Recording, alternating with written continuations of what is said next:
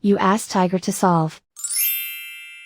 This deals with linear equations with one unknown. The final result is x equals 8/5. Let's solve it step by step. Simplify the expression.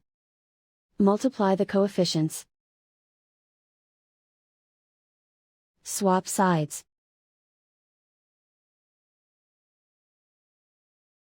Isolate the x.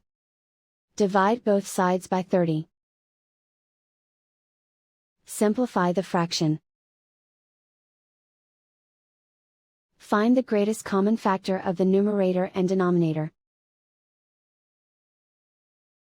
Factor out and cancel the greatest common factor.